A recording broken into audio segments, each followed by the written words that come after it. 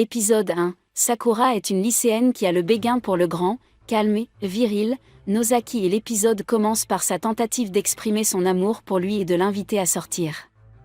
Comme on pouvait s'y attendre, rien ne se passe comme prévu. Chiyo Sakura décide d'avouer son amour au garçon qu'elle aime, mais elle commence à tâtonner sur le choix de ses mots, et elle lui dit accidentellement qu'elle est son fan.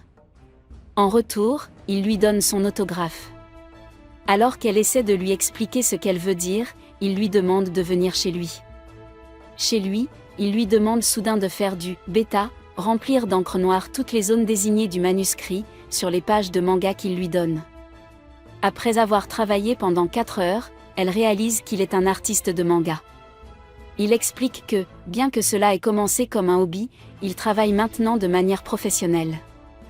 En rentrant chez elle, Sakura se rend compte que Yuno Sakiko, le nom sous lequel Nozaki a signé, est le même nom que l'auteur d'un de ses mangas shoujo préférés, Let's Fall in Love. Le lendemain, à l'école, elle est ravie et lui demande tout ce qu'il en pense, se demandant pourquoi il ne l'a jamais dit à personne dans la classe. Il répond qu'il l'a fait, mais que personne ne l'a cru. Il la remercie pour son aide, disant qu'il avait des vues sur elle depuis longtemps.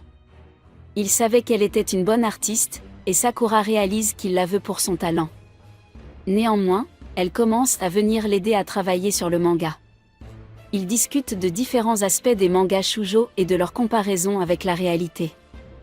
Nozaki trouve souvent des idées pour ses mangas, en les essayant dans la vie réelle.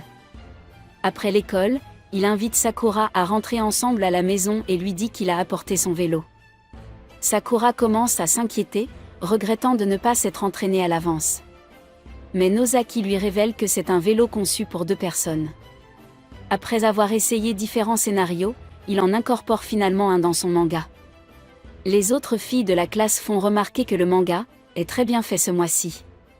Quelques jours plus tard, Sakura essaie à nouveau de dire à Nozaki à quel point elle l'aime. Cependant, elle échoue et Nozaki lui donne à nouveau son autographe en lui disant qu'il espère qu'ils pourront continuer à travailler ensemble. Épisode 2. Nozaki demande à Sakura si elle est d'accord pour inviter une de ses amies, Mikoto Mikoshiba, à l'aider aujourd'hui.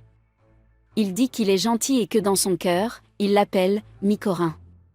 Un jeune garçon aux cheveux roux, aux yeux rouges et aux boucles d'oreilles fait son apparition. Il parle comme un délinquant, ce qui choque Sakura. Soudain, des filles l'interpellent et il se met à flirter avec elles. Sakura demande à Nozaki en quoi il est du genre doux, et digne d'être appelé Mikorin. D'un seul coup, Mikorin devient rouge, très embarrassé par les choses qu'il a dites aux filles. Nozaki explique que c'est adorable la façon dont il flirte puis est embarrassé par lui-même. Sakura comprend mais pense que c'est juste ennuyeux. Chez Nozaki, Mikorin dit à Sakura de ne pas lui demander d'aide, car il déteste ce genre de choses. Elle ne le fait pas, et il commence à se morfondre en espérant qu'elle le fera. Nozaki remarque son comportement, et il demande à Sakura de demander de l'aide ou un conseil à Mikorin. Elle accepte juste pour lui remonter le moral. Plus tard, lorsqu'ils jouent à leur version de « Memory Sketch », Sakura se demande comment Mikorin l'aide avec le manga de Nozaki.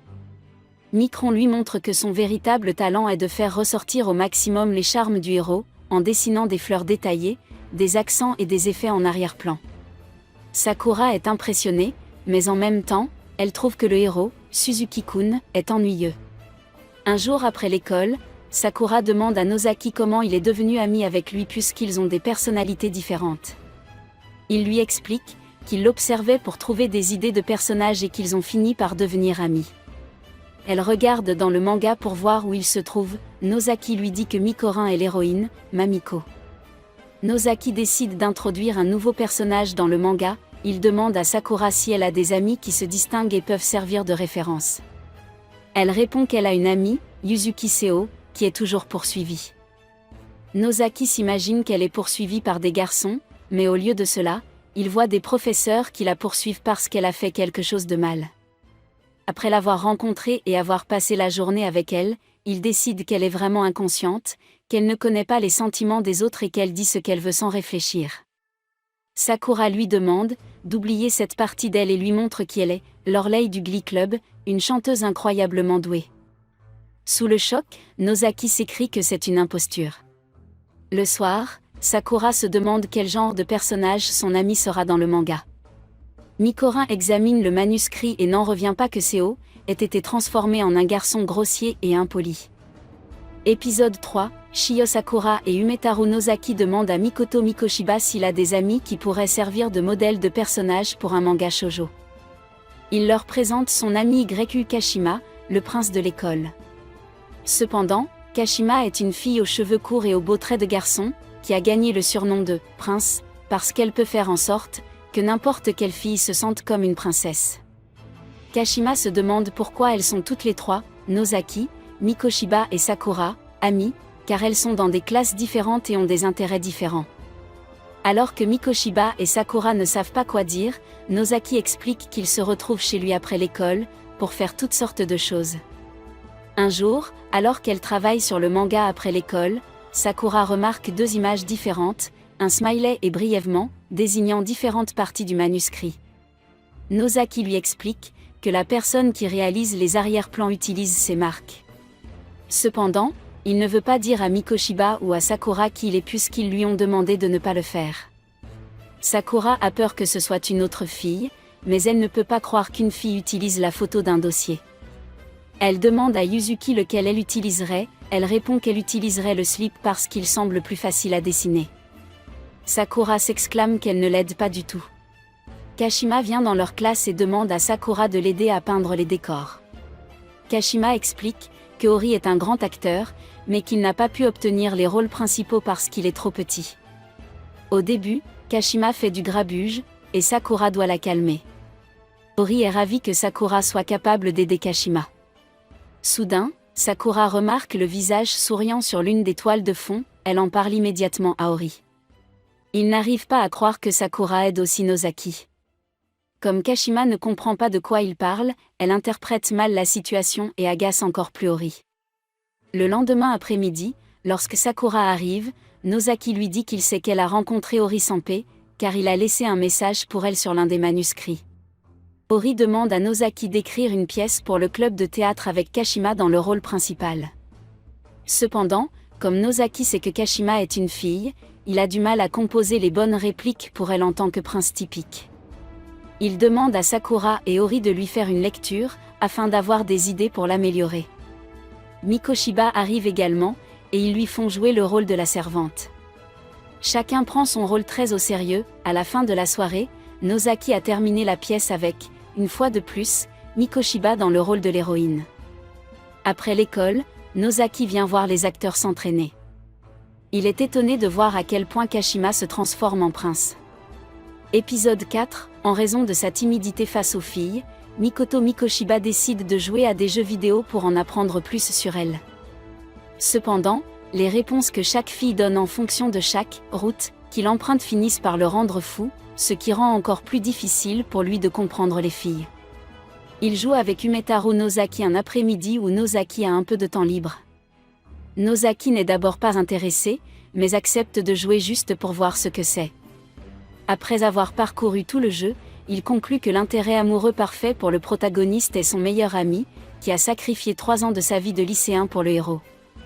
Nozaki et Mikoshiba commencent immédiatement à travailler sur un manga pour eux. Lorsque Chiyo Sakura arrive le lendemain, elle constate que les deux garçons se sont évanouis d'épuisement.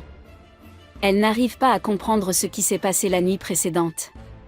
Mikoshiba est invité par des garçons de sa classe à une soirée. Comme il manque de compétences en matière de conversation avec les filles, il s'entraîne avec Nozaki et Sakura. Cependant, les réponses qu'elle donne ne sont pas celles que l'on peut utiliser lors des mixes traditionnels. Mikorin en conclut qu'ils ne pourront jamais se rendre à une soirée de ce genre.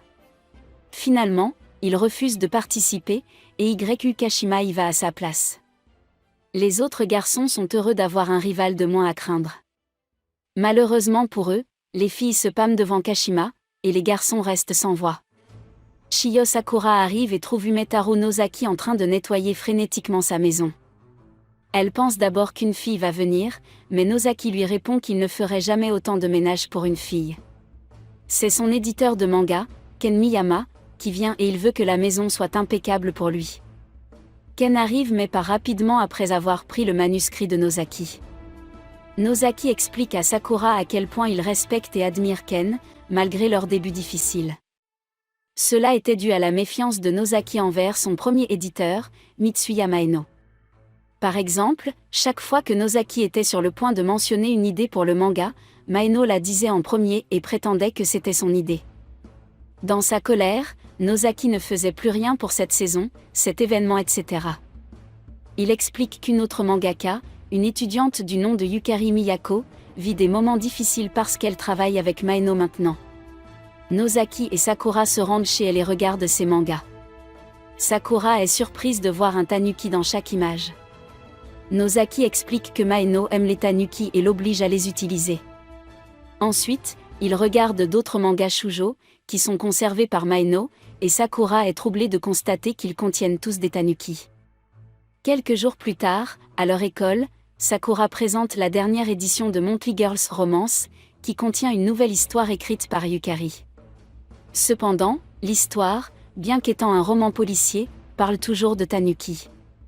Sur le chemin du retour avec Nozaki, ils discutent du travail de Yukari. Par coïncidence, Yukari apparaît, rendant une bouteille d'encre noire à Nozaki, son voisin. Après s'être présenté, Sakura comprend qu'il s'agit de la Yukari Miyako. Yukari invite Nozaki et Sakura chez elle, où elle parle de son éditeur. Soudain, Maeno apparaît, une fois de plus, il se trompe, croyant que Nozaki est là pour le voir. Il dit à Nozaki qu'il ne devrait pas être si dépendant de son ancien éditeur. Avant que Nozaki ne puisse l'attaquer, Sakura l'attrape et lui demande de grandir. Ken demande à Nozaki de clarifier certaines des lignes de Mamiko dans le manga. Il pense que Nozaki n'est pas clair sur ses sentiments. Pour mieux comprendre pourquoi Mamiko agit, pense et ressent comme elle le fait, Nozaki décide de passer toute la journée d'école dans la peau de Mamiko. À la fin de la journée, il a l'impression de comprendre son héroïne plus que jamais. N'oubliez pas de vous abonner et d'activer les notifications pour pouvoir regarder d'autres vidéos comme celle-ci. Merci d'avoir regardé.